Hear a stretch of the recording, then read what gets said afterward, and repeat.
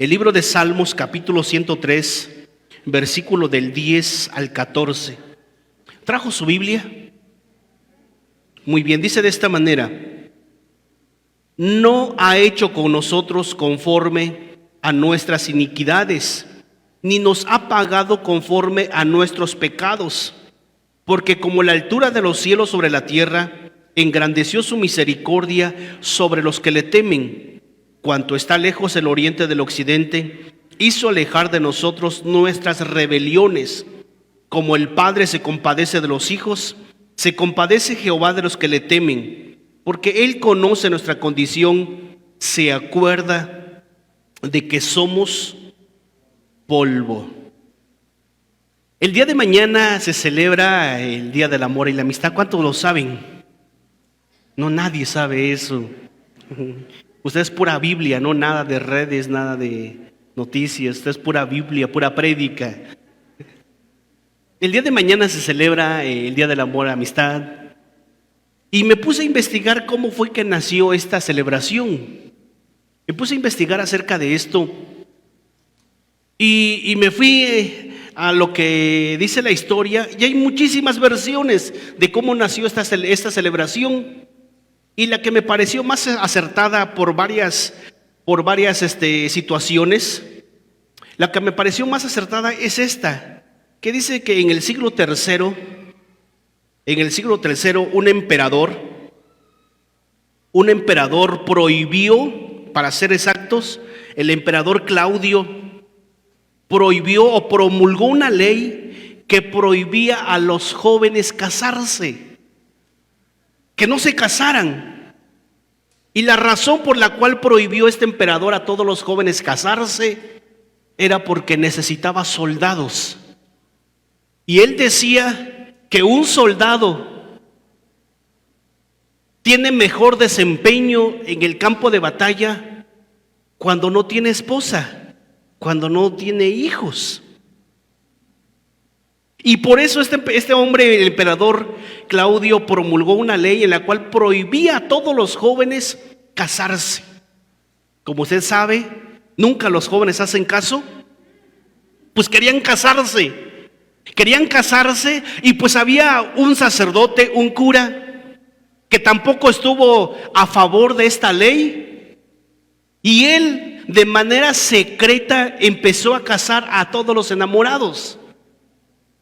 Cuando el emperador se enteró de esta situación, lo mandó a tomar preso, lo metió en un calabozo y ahí lo tuvo preso. Con el paso del tiempo, lo mandó a decapitar. Murió decapitado este sacerdote llamado Valentín. Eso dice la historia, la leyenda. Y fue así como entonces este hombre, ese sacerdote, murió a causa de casar a los enamorados. Y fue ahí, dice la historia, que fue así como nació esta celebración. El amor que se tienen dos enamorados se le conoce como el amor eros, porque déjeme decirle que hay tres tipos de amor, no tres amores, no, tres tipos de amor. Mira, pastor, yo tengo uno, no, tres tipos de amor.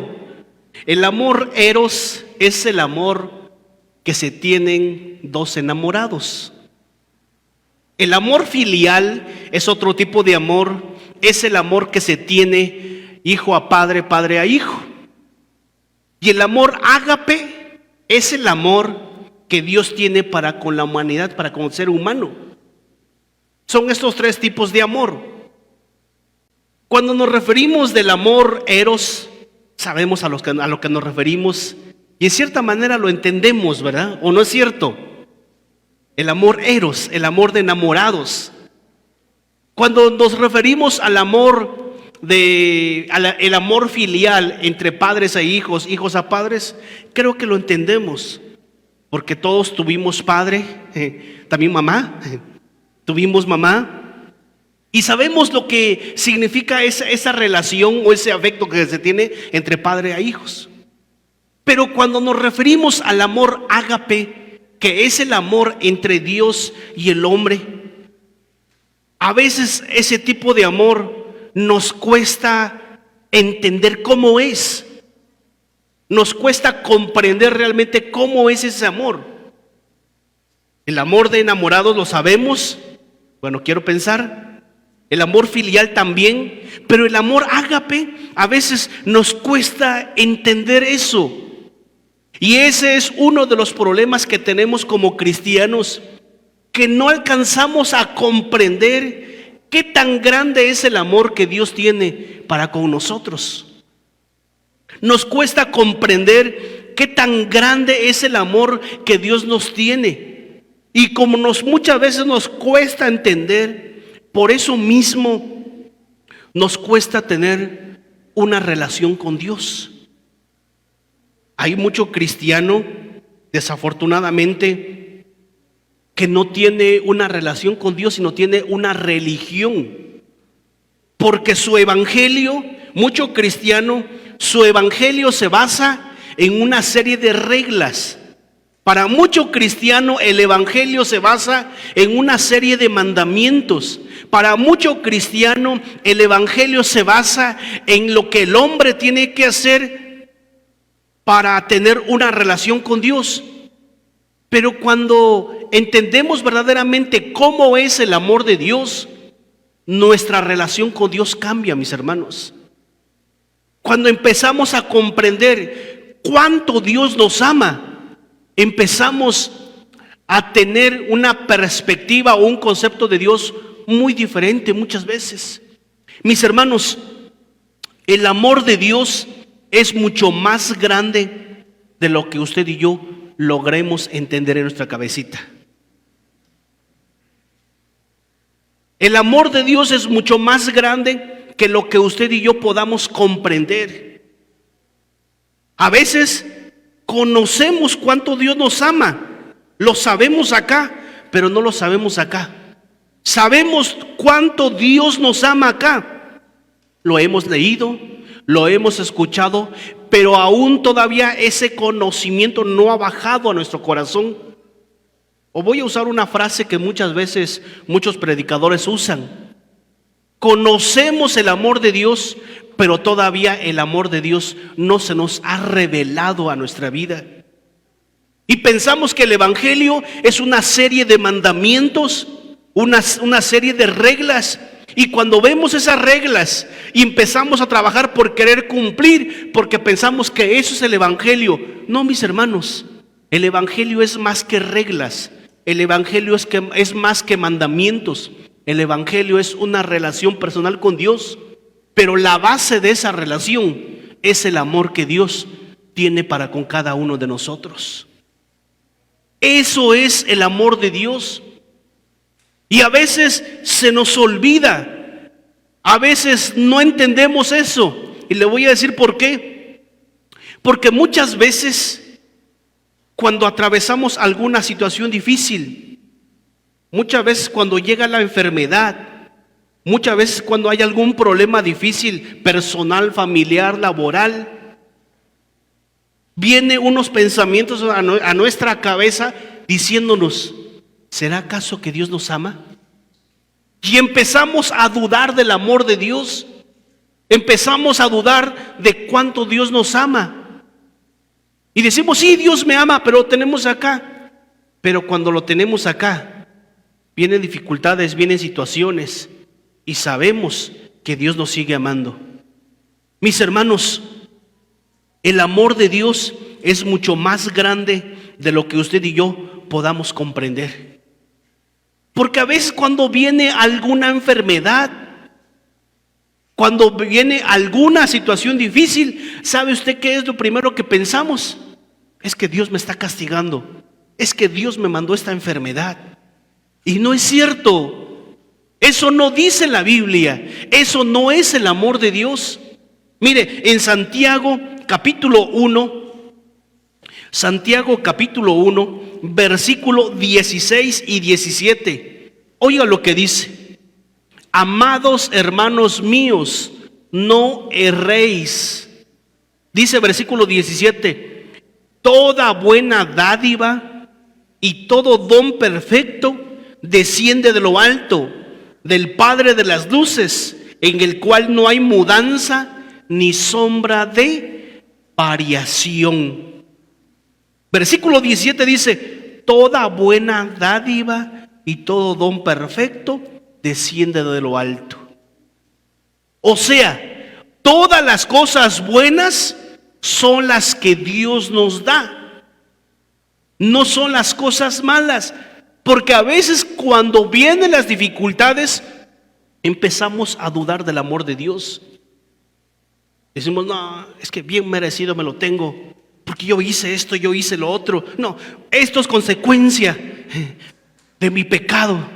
Por eso Dios me está castigando, por eso tengo esta enfermedad. Yo digo, ¿de dónde se basan para decir eso? Si aquí en la palabra de Dios dice toda buena dádiva. Eso es el amor de Dios. Así es Dios, mis hermanos. Yo lo he dicho una y muchas veces. ¿A poco cuando su hijo se porta mal, usted dice: ojalá te dé COVID? ¿Así le dice usted? A veces dan ganas, ¿verdad? Pero no lo decimos. No, ¿por qué? Porque son nuestros hijos. ¿No les suena incongruente esto? Oiga lo que le voy a decir. Muchas decimos: no, es que Dios me mandó esta enfermedad, por eso estoy atravesando esto. A ver, espérame. Si Él te mandó esa enfermedad, ¿por qué le estás pidiendo que te sane? ¿No cree? Si Él manda esas enfermedades, entonces ¿por qué le pedimos que nos sane? Es algo ilógico, ¿verdad?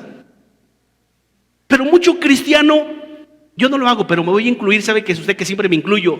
Pero mucho cristiano hacemos eso, porque no hemos entendido cuánto Dios nos ama. A veces las situaciones que estamos atravesando no es porque Dios nos lo ha mandado, sino son consecuencia de nuestras acciones. Pero no significa que Dios nos esté mandando esa enfermedad. No significa que Dios nos esté castigando. No, mis hermanos, porque la Biblia dice otra cosa. Por eso es muy importante que usted y yo entendamos cómo es el amor de Dios, cómo es el amor ágape. Mucho cristiano piensa que Dios castiga con enfermedades, y eso no es cierto. Oiga lo que dice en Hechos capítulo 10, versículo 38. Hechos 10, versículo 38, y oiga lo que dice: como Dios ungió con el Espíritu Santo y con poder a Jesús de Nazaret, y como éste anduvo haciendo bienes y sanando a todos los oprimidos. ¿Por quién? Por el diablo. Porque Dios estaba con él. En este versículo nos dice: ¿qué es lo que hacía Jesús? Sanaba a quienes, a los oprimidos por el diablo. Entonces en este versículo nos dice: ¿qué es lo que hace Dios? Dios sana. ¿Qué es lo que hace el diablo? Oprime, enferma. Así es el amor de Dios. Así es el amor de Dios, mis hermanos. Dios es bueno. Así es el amor de Dios. Ese es el amor ágape. Ese es el amor ágape. El pasaje que leíamos en un inicio en el libro de Salmos nos dice de esta manera. Versículo 13, 103:13 dice: como el Padre se compadece de los hijos, se compadece Jehová de los que le temen. ¿Qué es lo que hace Dios? Dice que Él se compadece. Así es Dios, mis hermanos.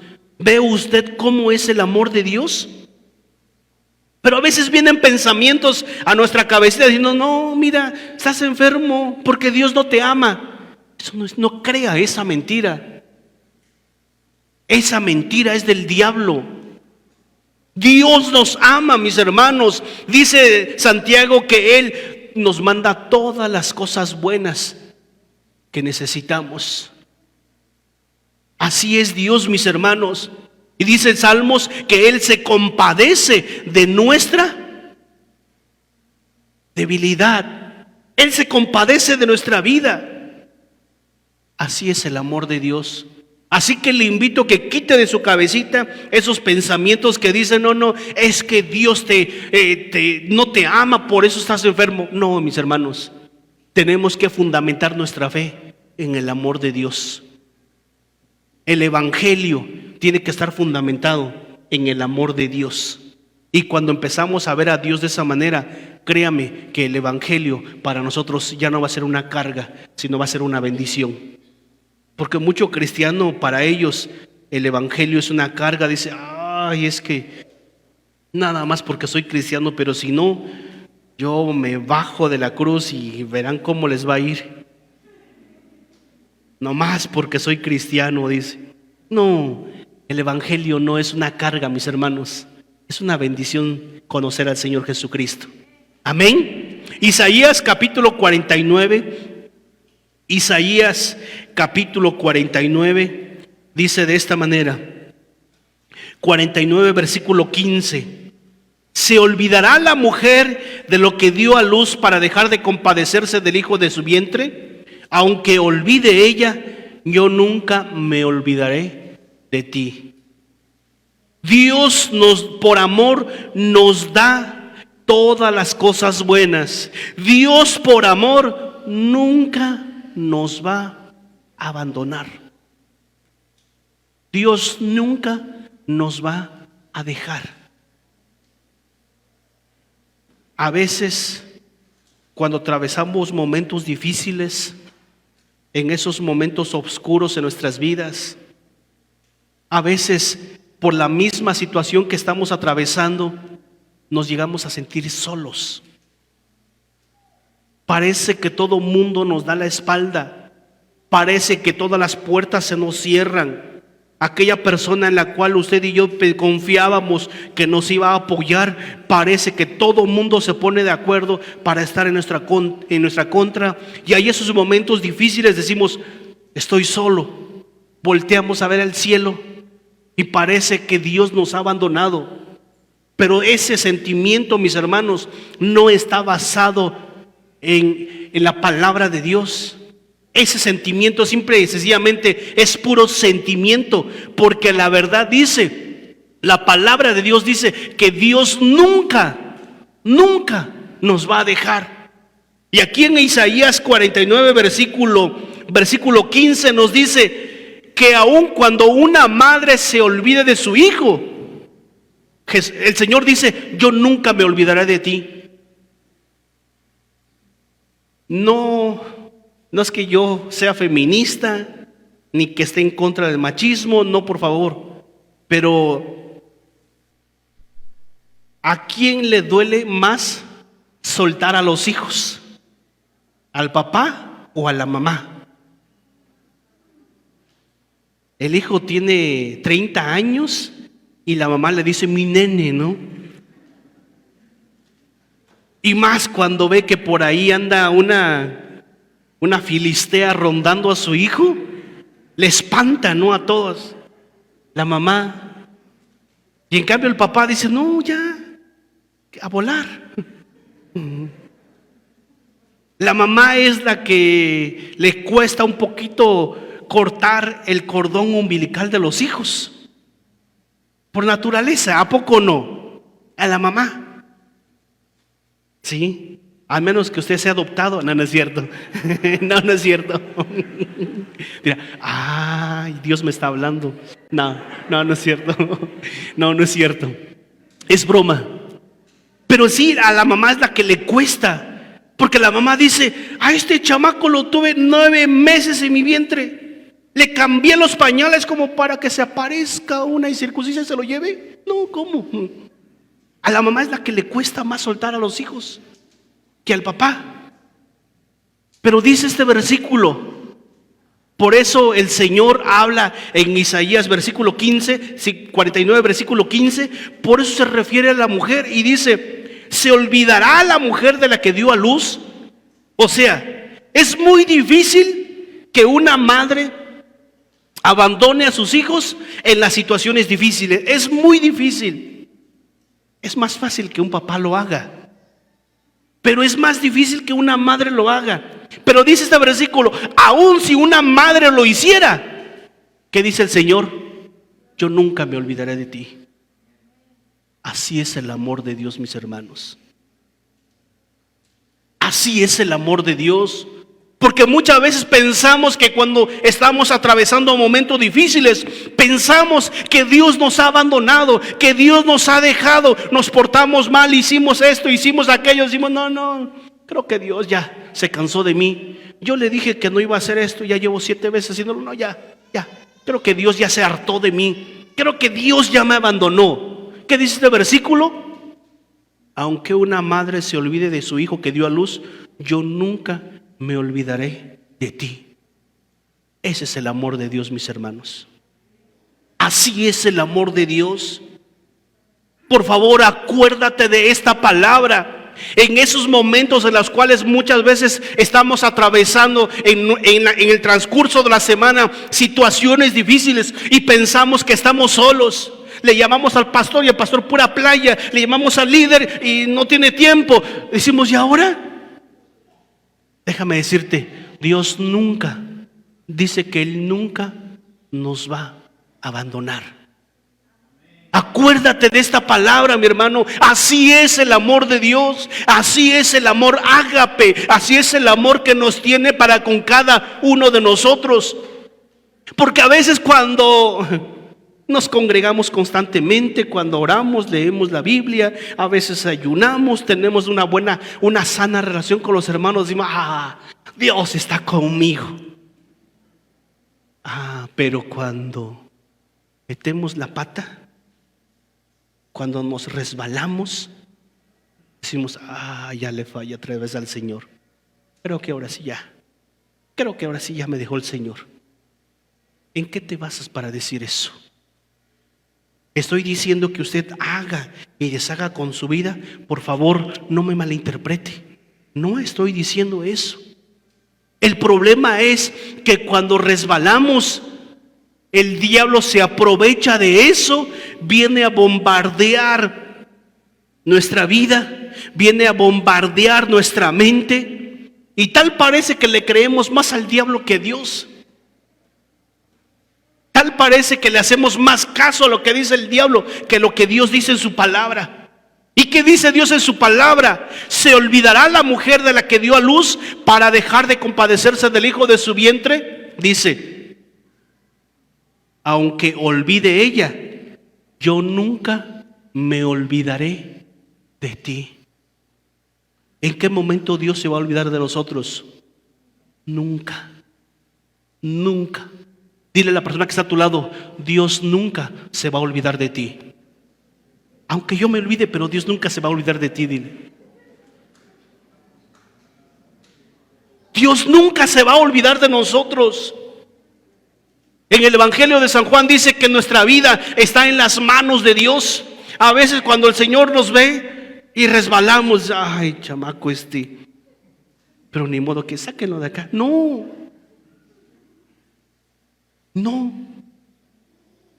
Así es el amor de Dios, mis hermanos.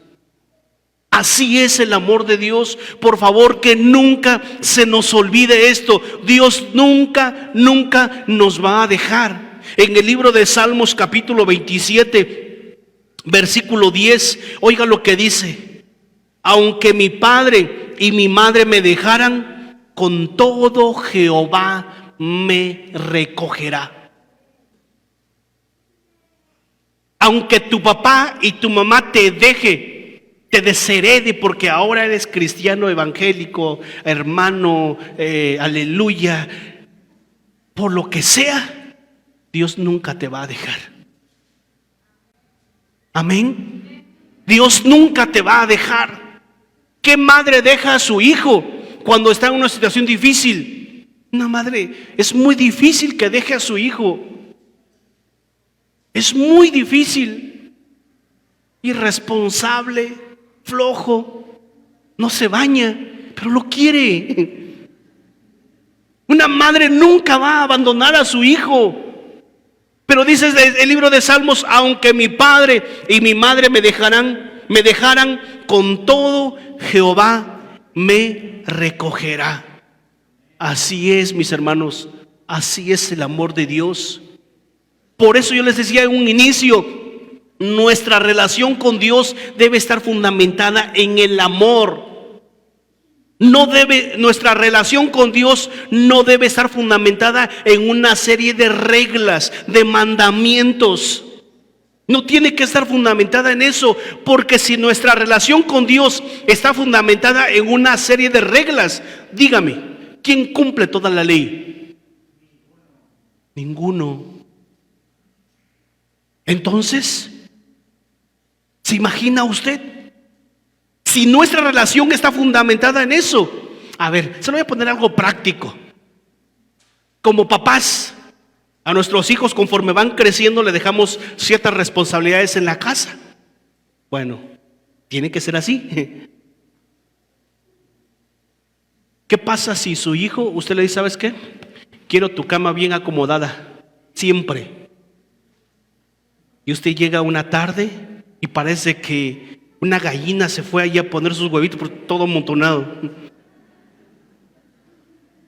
Ese chamaco ese, pero bueno, ya. Ya dice, al siguiente dice, ahora sí, ahora sí ya, quiero la cama acomodada. ¿Qué está usted diciéndole a su hijo? Que haga algo. Y que le dice, si mañana veo tu cama igual, dejas de ser mi hijo. Al siguiente día, no solamente está el nido allá, ¿no? Sino cuando usted ve la servilleta para guardar las tortillas, ahí está. ¿Qué hace? No sabe, pero ahí está. Y usted dice, no, a partir de hoy dejas de ser mi hijo, ya, no eres mi hijo. ¿Eso hacemos, papás? No, porque nuestra relación con nuestros hijos está basada en lo que usted le deja hacer. No. ¿En qué se basa nuestra relación con ellos? En el amor. A veces ni se baña el chamaco, pero cómo lo queremos, ¿no? Ni se peina. ¿Dejamos de quererlo? No, mamá, ¿a poco no? Porque se parece al papá, ¿usted lo dejó de querer? No. Está feíto, pero para usted es el hijo más hermoso de toda la colonia. ¿A poco no? ¿Por qué? ¿Su relación se basa en cómo es su hijo? ¿Si está guapo o feo? No, se basa en el amor. Lo mismo, mis hermanos, así se basa nuestra relación del Señor con nosotros. No se basa en una serie de reglas, no se basa en una serie de mandamientos, se basa en nuestra relación con Dios, se basa en el amor. ¿Estoy siendo claro? Cuando entendemos eso, mis hermanos, créame que nuestra relación con Dios va a ser muy diferente. Va a ser muy diferente. Cuando entendemos y comprendemos que nuestra relación se basa en esto, va a ser muy diferente. Ahora, por favor, no me malinterprete. Ahora significa que a su hijo usted le va a permitir que tenga sus nidos allí en su cama. No, o sea, tiene usted que trabajar con él hasta que ordene su cama, se bañe. Pues sí, pero eso es en el camino, eso es un proceso, pero mientras sigue siendo su hijo y no va a dejar de ser su hijo. No sé si estoy siendo claro. Así se basa, mis hermanos, nuestra relación con Dios se basa en el amor.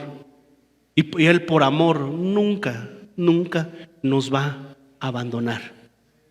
Él siempre va a estar con nosotros. Él siempre va a estar con nosotros. Él por amor dio a su Hijo a morir por nuestros pecados. Pasaje que todos conocemos y hasta nos lo sabemos de memoria y lo repetimos muchas veces. Juan 3:16 dice, porque de tal manera amó Dios al mundo que ha dado a su Hijo unigénito, para que todo aquel que en Él cree no se pierda, mas tenga vida eterna. No solamente Él por amor nunca nos va a abandonar.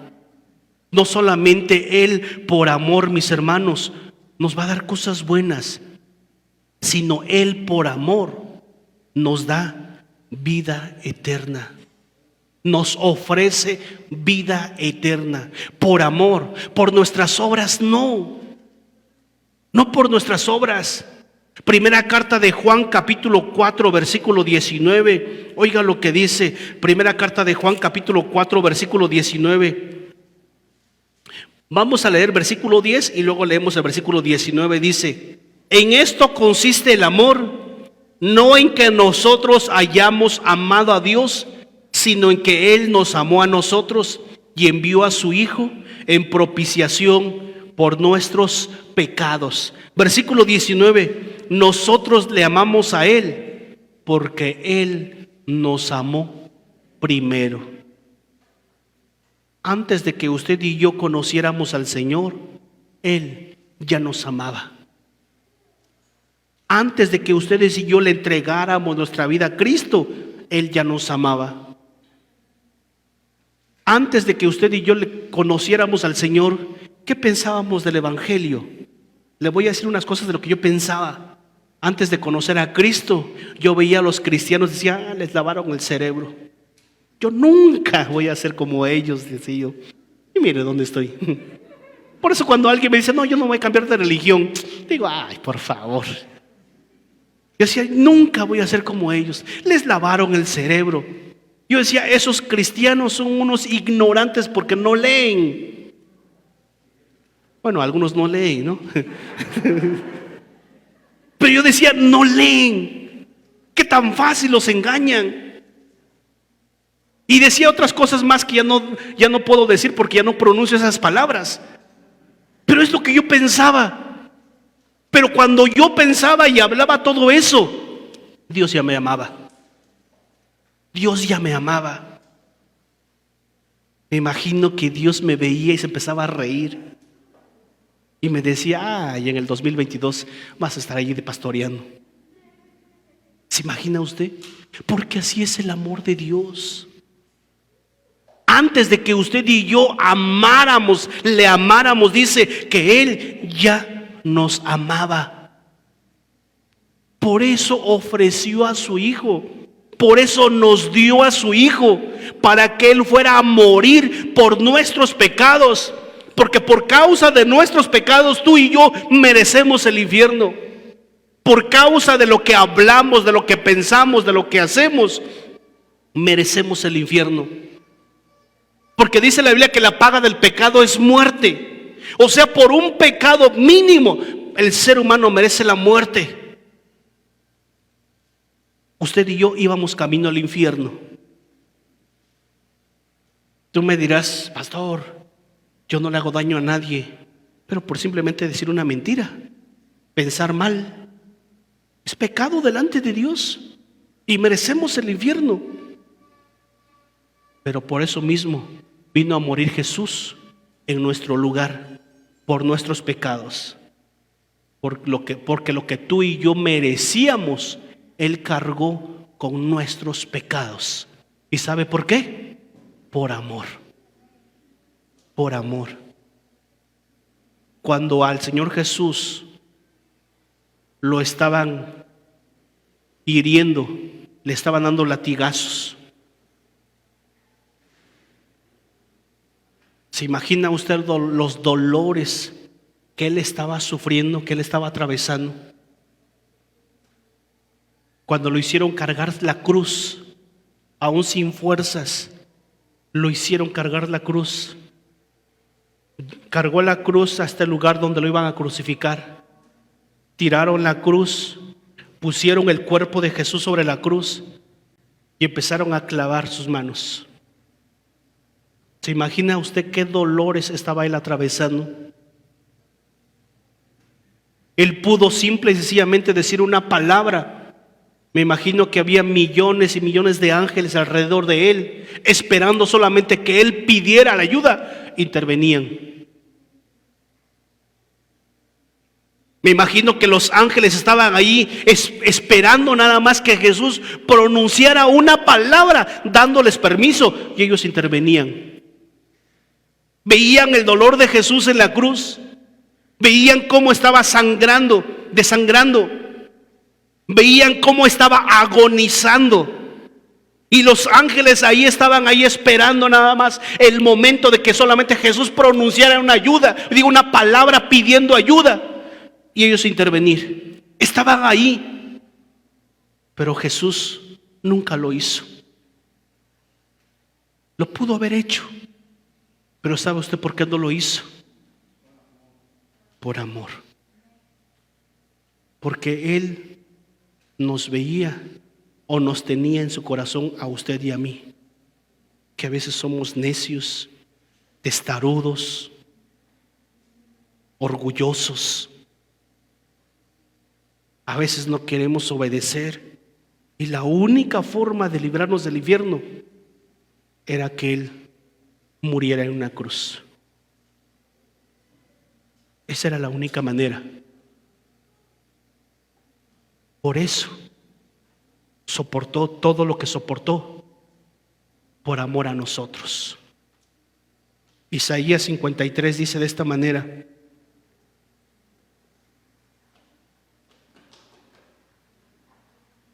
...53, versículo 4 dice: ciertamente llevó Él nuestras enfermedades, sufrió nuestros dolores. El dolor que usted y yo deberíamos cargar o sentir por causa de nuestros pecados, por causa de nuestra necedad, por causa de nuestro orgullo. Él sufrió esos dolores. Y nosotros le tuvimos por azotado, por herido de Dios y abatido. Versículo 5. Mas Él herido fue por nuestras rebeliones, por causa de nuestra rebeldía. Él atravesó eso. Molido por nuestros pecados, el castigo de nuestra paz fue sobre Él, y por su llaga fuimos nosotros curados. Todos nosotros, que dice todos, nos descarriamos como ovejas, cada cual se apartó por su camino, mas Jehová cargó en Él el pecado de todos nosotros. Así es el amor de Dios. Así nos ama el Señor, mis hermanos. Eso fue lo que Jesús hizo por nosotros en la cruz.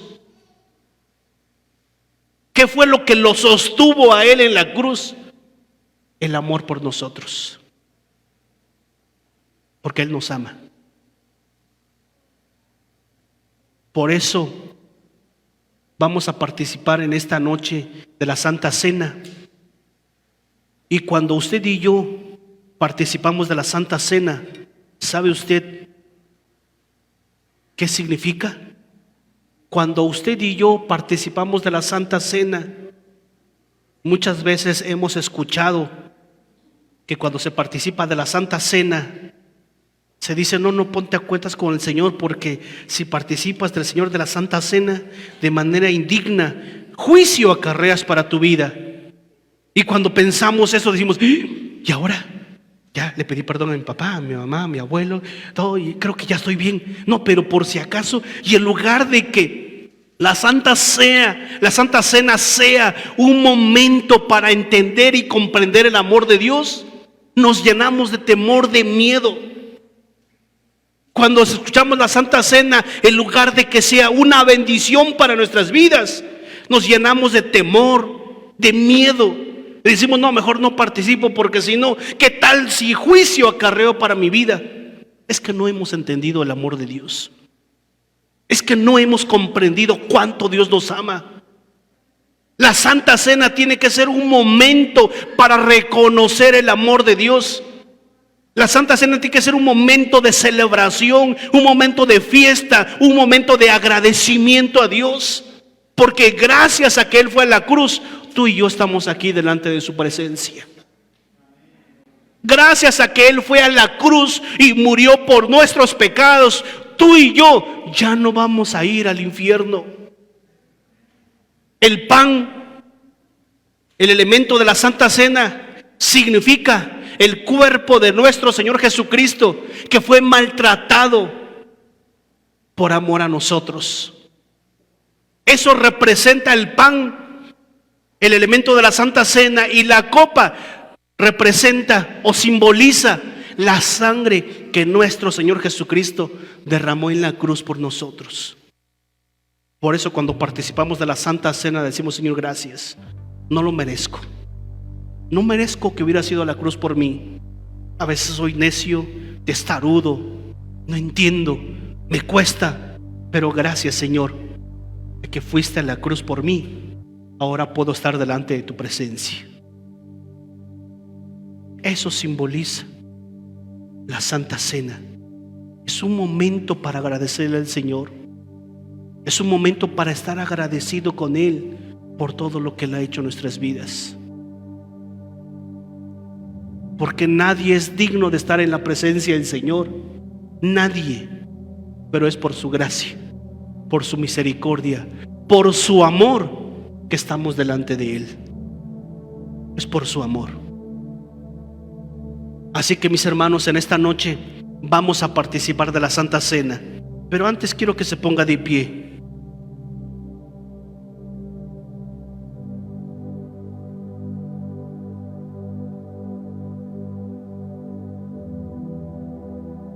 Y allí en su lugar, démosle gracias al Señor por cuanto Él nos ama, por su amor.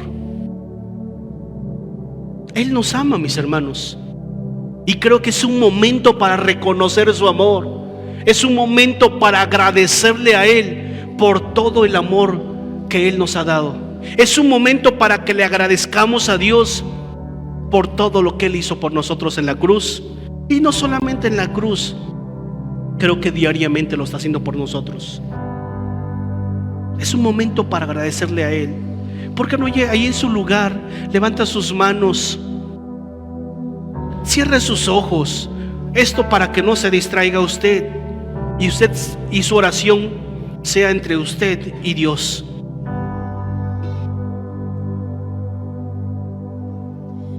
Levante sus manos ahí en su lugar. Agradézcale al Señor por su vida. Doblándome bajo el peso de su bien, doy gracias. Y así de repente ya no. Usted me dirá: pastor, le he fallado al Señor. Creo que todos le hemos fallado. Nadie puede decir: yo no le he fallado. Todos le hemos fallado a Él. Pero es por su amor que usted y yo estamos en este lugar, porque Él nos ama. Él nos ama.